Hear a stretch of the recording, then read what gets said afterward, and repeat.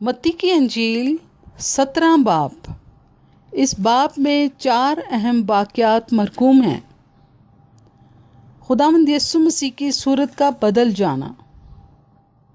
یسوع مسیح نے ایک بدرو گرفتہ لڑکے کو شفا دی۔ خداوند یسوع مسیح نے اپنی موت کے بارے میں دوبارہ بتایا کہ ابن آدم آدمیوں کے حوالہ کیا جائے گا اور وہ اسے قتل کریں گے اور وہ تیسرے دن زندہ کیا جائے گا۔ ہیکل کے محصول ٹیکس کی ادائیگی۔ آئیے میرے ساتھ کلام مقدس میں سے پڑھیے۔ نئے اہدنامہ میں سے متی کی انجیل 17 باب پہلی آیت سے 27 آیات تک، صفحہ نمبر 21، پیج نمبر 21۔ متی 17 باب پہلی آیت سے 27 آیات تک۔ کلام مقدس میں یوں مرقوم ہے: 6 دن کے بعد یسوع نے پطرس اور یعقوب اور اس کے بھائی یوحنا کو ہمراہ لیا اور انہیں ایک اونچے پہاڑ پر الگ لے گیا، اور ان کے سامنے اس کی صورت بدل گئی، اور اس کا چہرہ سورج کی مانند چمکا اور اس کی پوشاک نور کی مانند سفید ہو گئی۔ اور ان کے سامنے اس کی صورت بدل گئی اور اس کا چہرہ سورج کی مانند چمکا اور اس کی پوشاک نور کی مانند سفید ہو گئی۔ اور دیکھو، موسیٰ اور ایلیا اس کے ساتھ باتیں کرتے ہوئے انہیں دکھائی دیے۔ پطرس نے یسوع سے کہا، آئے خداوند، ہمارا یہاں رہنا اچھا ہے، مرضی ہو تو میں یہاں 3 ڈیرے بناؤں۔ پطرس نے یسوع سے کہا، آئے خداوند، ہمارا یہاں رہنا اچھا ہے، مرضی ہو تو میں یہاں 3 ڈیرے بناؤں، ایک تیرے لیے، ایک موسیٰ کے لیے اور ایک ایلیا کے لیے۔ وہ یہ کہہ ہی رہا تھا کہ دیکھو، ایک نورانی بادل نے ان پر سایہ کر لیا، اور اس بادل میں سے آواز آئی کہ یہ میرا پیارا بیٹا ہے جس سے میں خوش ہوں، اس کی سنو۔ وہ یہ کہہ ہی رہا تھا کہ دیکھو، ایک نورانی بادل نے ان پر سایہ کر لیا، اور اس بادل میں سے آواز آئی کہ یہ میرا پیارا بیٹا ہے جس سے میں خوش ہوں، اس کی سنو۔ شاگرد یہ سن کر منہ کے بل گرے اور بہت ڈر گئے۔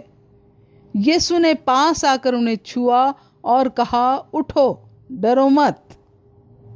جب انہوں نے اپنی آنکھیں اٹھائیں تو یسوع کے سوا اور کسی کو نہ دیکھا۔ جب وہ پہاڑ سے اتر رہے تھے تو یسوع نے انہیں یہ حکم دیا کہ جب تک ابن آدم مردوں میں سے جی نہ اٹھے، جو کچھ تم نے دیکھا ہے کسی سے اس کا ذکر نہ کرنا۔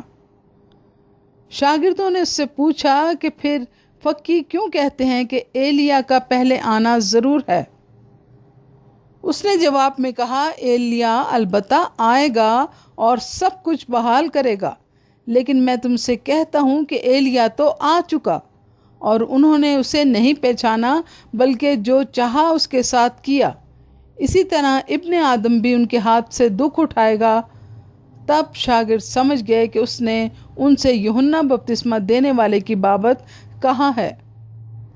اور جب وہ بھیڑ کے پاس پہنچے تو ایک آدمی اس کے پاس آیا اور اس کے آگے گھٹنے ٹیک کر کہنے لگا، آئے خداوند، میرے بیٹے پر رحم کر، کیونکہ اس کو مرگی آتی ہے اور وہ بہت دکھ اٹھاتا ہے۔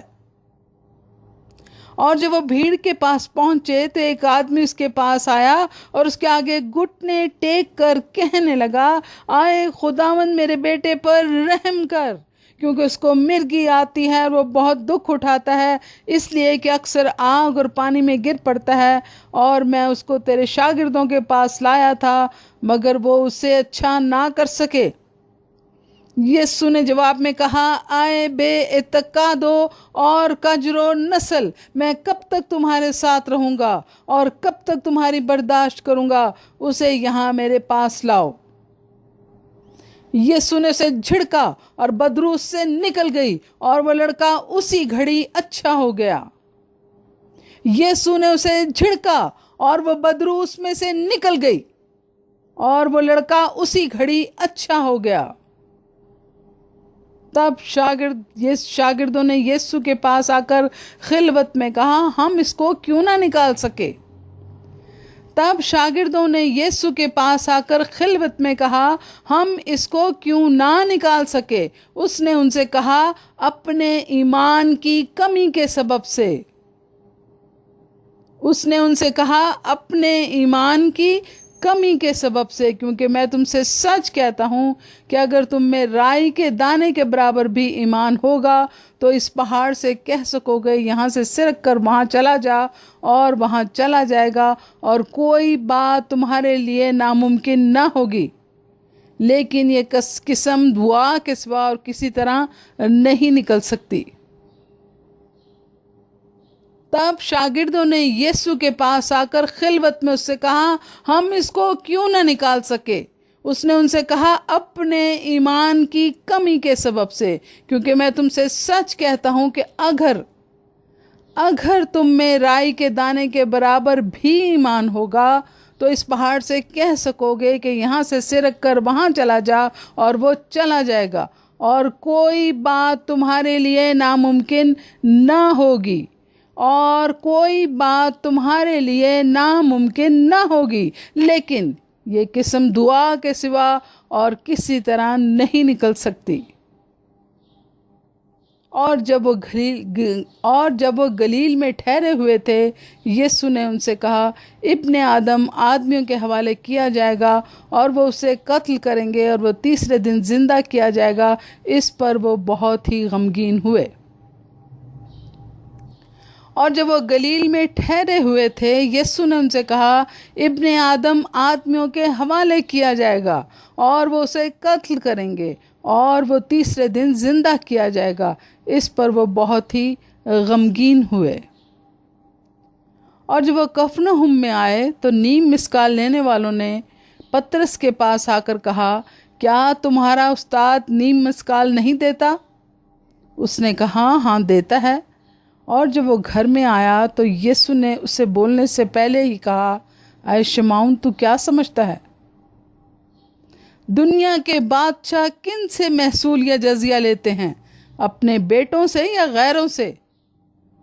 जब उसने कहा गैरों से तो यीशु ने उससे कहा, बस बेटे बरी हुए, लेकिन मुबादा हम उनके लिए ठोकर का बायस हों, तू झील पर जाकर बंसी डाल, और जो मछली पहले निकले उसे ले, और जब तू उसका मुंह खोलेगा तो एक मिस्काल पाएगा, वो लेकर मेरे और अपने लिए उन्हें दे। आमीन।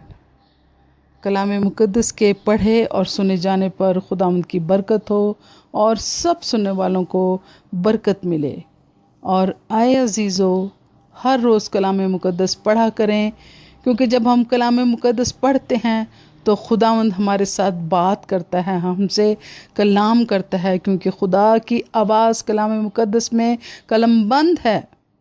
और अभी जो तलावत आपने सुनी, अगर कोई भी बात आपको आपके दिल को कायल कर सकी तो उस पर गौर करें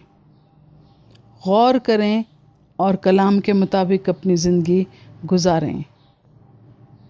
खुदावंद आपको बरकत दे। आमीन।